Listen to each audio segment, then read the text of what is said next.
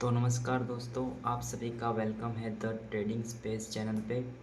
तो बेसिकली ये चैनल की फ़र्स्ट वीडियो होगी, तो मैं आपको कुछ पता इस चैनल पे किस टाइप की वीडियोस आएगी उस चीज़ के बारे में आपको थोड़ी सी जानकारी दे दूँ। तो बेसिकली मैं स्टॉक मार्केट लर्न करता हूँ और उसी से रिलेटेड इस चैनल के अंदर वीडियोस आएगी।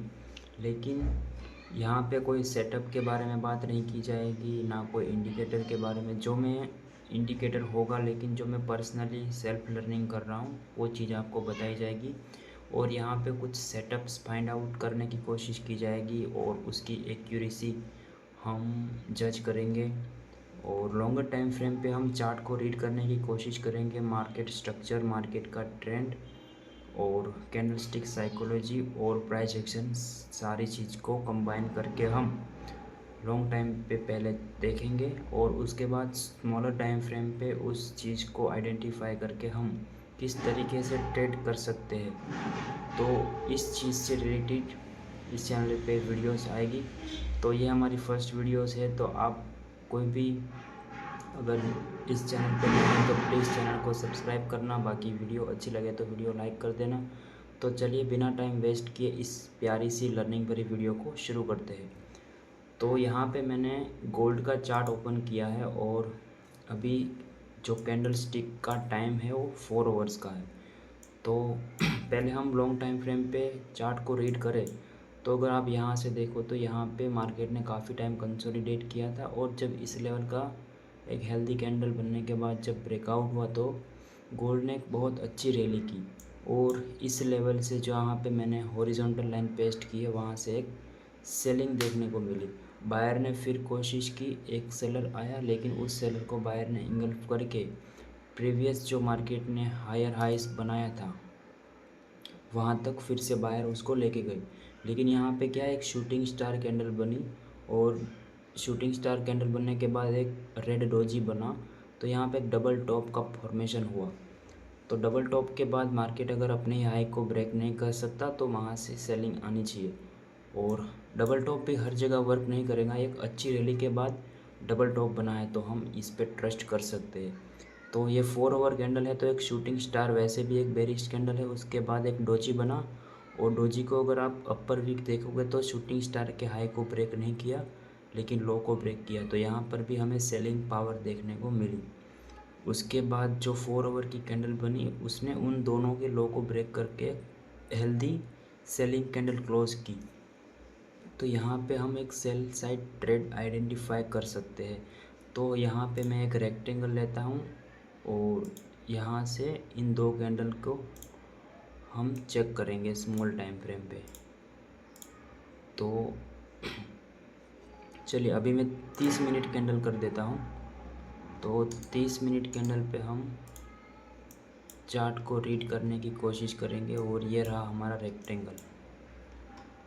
तो जब भी मार्केट 9 एंड ये मैंने जो EMA लगाया है वो 9 एंड 15 EMA है।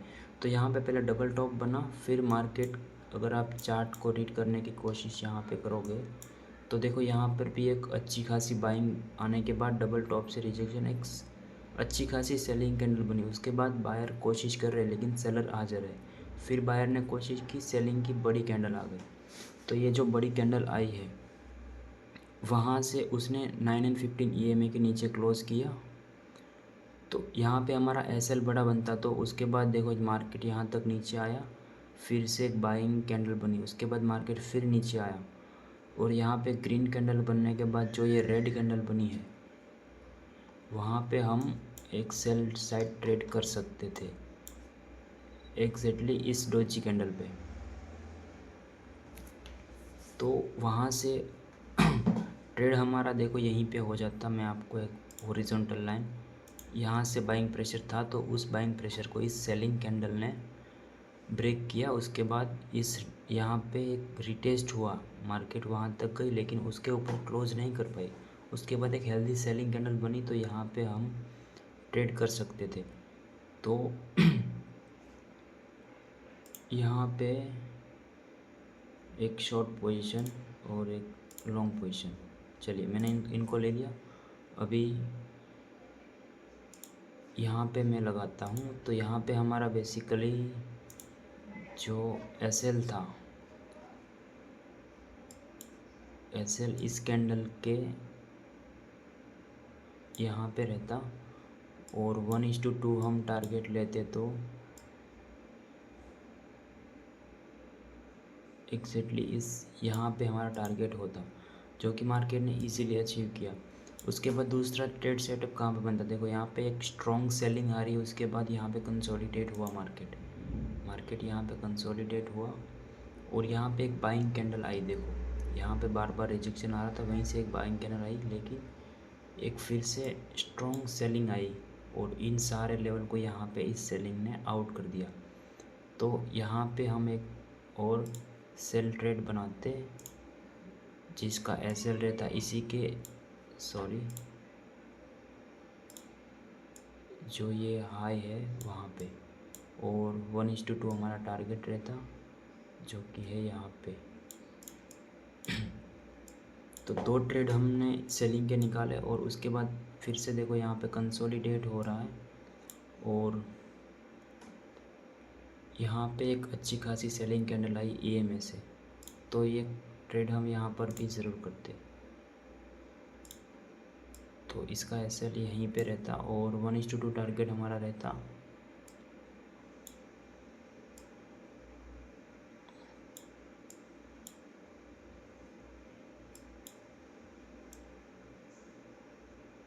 यहाँ तक। तो इस ट्रेड में भी हमें प्रॉफिट देखने को मिला। तो बैक टू बैक अगर लॉन्ग टाइम फ्रेम पे मार्केट का स्ट्रक्चर बेरिश है तो वहाँ पे हम स्मॉल टाइम फ्रेम पे ट्रेड कर सकते हैं, जिसकी एक्यूरेसी बहुत ज़्यादा होगी, क्योंकि ओवरऑल मार्केट का स्ट्रक्चर डाउन है। तो अगर मार्केट वहाँ पे डाउन आएगा तो स्मॉल टाइम फ्रेम पे हमें अच्छे ट्रेड मिल सकते हैं। फिर यहाँ पे देखो यहाँ पे बाइंग आ गई, मार्केट ने ईएमए के ऊपर क्लोज कर दिया, लेकिन जो 50 ईएमए है उसके नीचे ही मार्केट है। तो यहाँ पे फिर से सेलिंग आई और देखो डायरेक्ट सेलिंग आ रही, यहाँ पे हम ट्रेड नहीं करेंगे। मार्केट ने एक सेलिंग दिखाई, अभी इसको मैं डिलीट कर देता हूँ क्योंकि इसमें नीचे से रिजेक्शन है, तो यहाँ पे हम ट्रेड नहीं कर सकते। लेकिन एक स्ट्रॉन्ग कैंडल बनी और यहाँ पे बहुत बड़ी कैंडल बन गई, लेकिन यहाँ पे अगर हम ट्रेड लेते तो हमारा एसएल तो नहीं गया था, इस यहाँ पे हमारा स्टॉप लॉस होता। तो एसएल तो यहाँ जाके कहीं पे एसएल गया, लेकिन यहाँ से इतनी मूवमेंट होने के बाद देखो अगर इस कैंडल के हाई को ब्रेक कर दिया, यहाँ पे एक सेलिंग कैंडल आने के बाद फिर यहाँ पे बाइंग प्रेशर दिख गया। तो जहाँ पे सेटअप बनने के बाद बाइंग प्रेशर दिखता है वहाँ पे हमें मैन्युअली एक्सिट कर देना चाहिए। और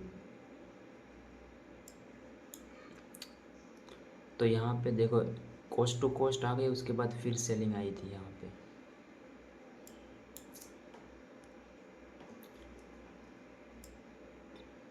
यहाँ से फिर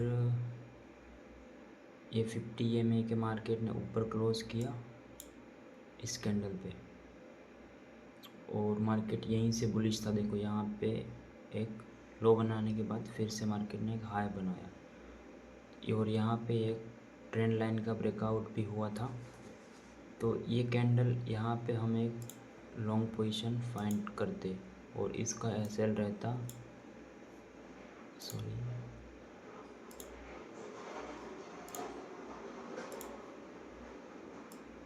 जो प्रीवियस कैंडल यहाँ पे एसएल रहता और 1:2 हमारा टारगेट रहता, जो कि अचीव हुआ है यहाँ से।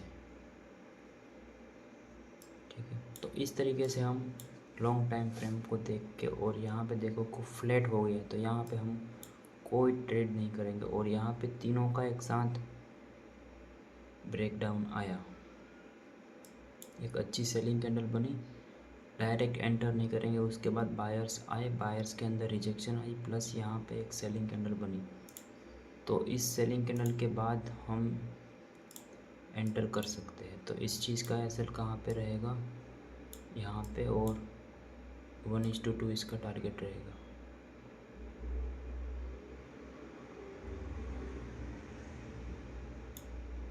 जो कि अचीव हुआ है। तो बस इसी तरीके से हम ट्रेड कर सकते हैं। बीच में कुछ कुछ एसएल भी जाएंगे। देखो आप बोलोगे कि यहाँ पे ट्रेड क्यों नहीं किया। देखो यहाँ पे ये जो 50 EM है वो फ्लैट है, तो हमें एक ट्रेंडी मोमेंट चाहिए। उसके बाद अगर हम ट्रेड करेंगे तो ट्रेड की एक्यूरेसी ज़्यादा आएगी।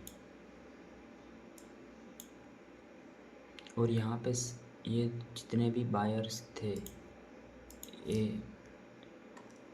देखो यहाँ से बाइंग आई थी, यहाँ से फिर से आई थी, यहाँ से फिर बायर्स आए थे, तो उस सबको यहाँ पे सेलर्स ने आउट किया। उसके बाद बायर्स ने एक बार कोशिश की ऊपर जाने की, लेकिन शूटिंग स्टार कैंडल बनी और 9 and 15 EMA से रिजेक्शन लिया और एक स्ट्रॉन्ग सेलिंग कैंडल बनी। तो जब भी हम जिस साइड का ट्रेड कर रहे हैं उस साइड हमें एक स्ट्रॉन्ग पावर दिखे, एक स्ट्रॉन्ग कैंडल दिखे, और इसमें नीचे से विक भी नहीं होनी चाहिए, नहीं तो ये बायर्स रिजेक्शन हो जाएगा। तब हम ट्रेड प्लान कर सकते हैं। तो चलिए, वीडियो बहुत लंबी हो गई है, फिर हम दूसरी वीडियोस बनाएंगे जिसके अंदर हम डीप चार्ट एनालाइज करने की कोशिश करेंगे और बैक टू बैक एनालाइज करेंगे कि मार्केट में हमें इस सेटअप पे कितनी एक्यूरेसी देखने को मिलती है। जो भी ये सब है, जहाँ पे हमें कुछ चीज़ें समझ में नहीं आती, उस चीज़ को भी हम रीड करने की कोशिश करेंगे। तो आशा है यहाँ इस वीडियो से आपको कुछ ना कुछ जानकारी मिली होगी। तो अगर आपको इस वीडियो से थोड़ी सी भी हेल्प मिली है तो प्लीज़ इस वीडियो को लाइक करना और अपने दोस्तों के साथ शेयर करना जो भी स्टॉक मार्केट सीखना चाहता है। तो चलिए, मिलते हैं नेक्स्ट वीडियो में। जय हिंद।